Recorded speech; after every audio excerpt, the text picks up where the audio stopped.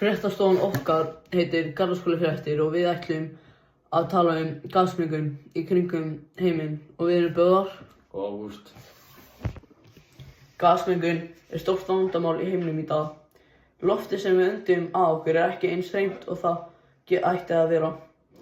Og það getur haft slæma áhrif á bæði okkur og jörðinni.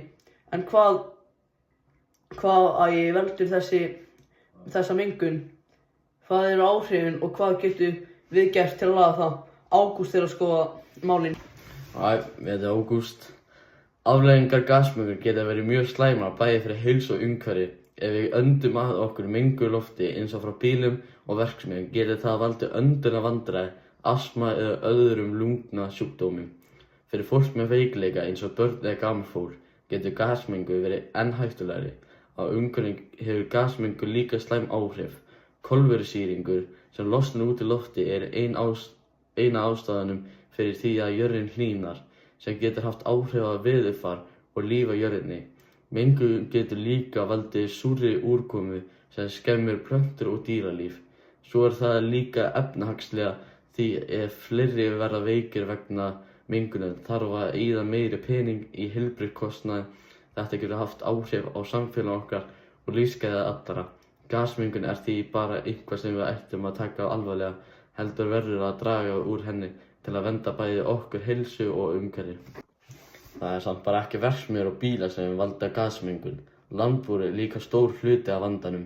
Kýr ropa og prumpa metangas sem mikið sterkara en CO2.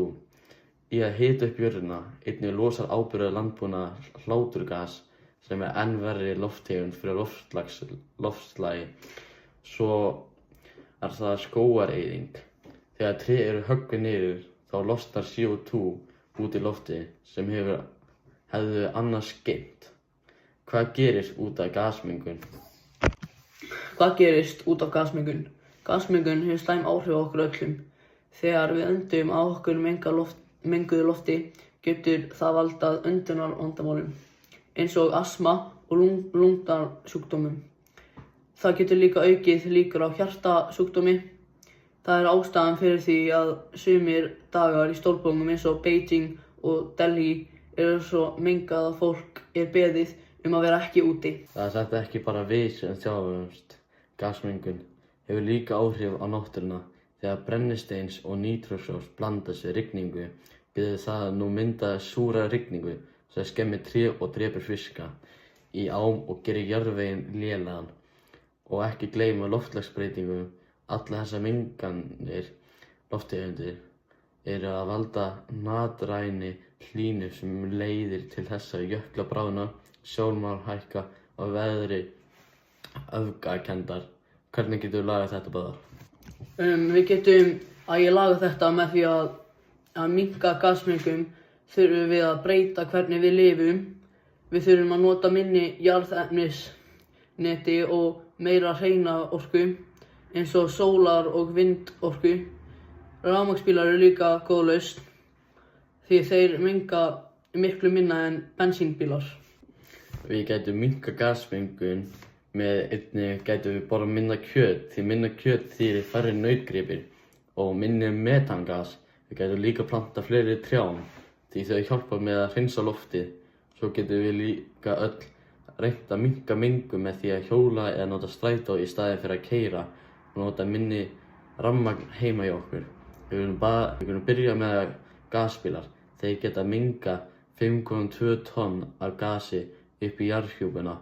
Besta leiðin til að leysa vandamál að keyra rafmagnsbíla eins og Tesla. Svo ekki bara bílar sem einu fyrirtæki sem menga.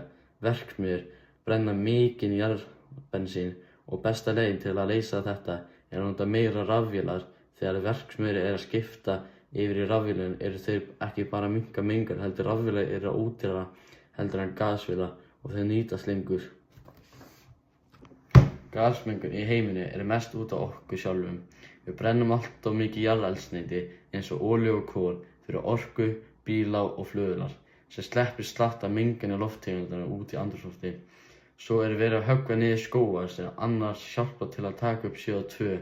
Án þeirra safnast mengun upp og veldur hlýnun jarðar. Iðnaður og verksmiðjur eru líka stórir mengunarvaldar. Þeir spýta út alls konar eiturlofttegundir sem geta valdið súru regni og lélegu lofti. Landbúnaður ekki saklaus heldur. Kýr ropa og prumpa metan sem öflug gróðurhúsalofttegund. Áburðurinn sem notaður af akra losar líka slæmi efni í lofti. Samanlagt þetta gerir loftmengun og loftslagsvandamál verri með hverju ári.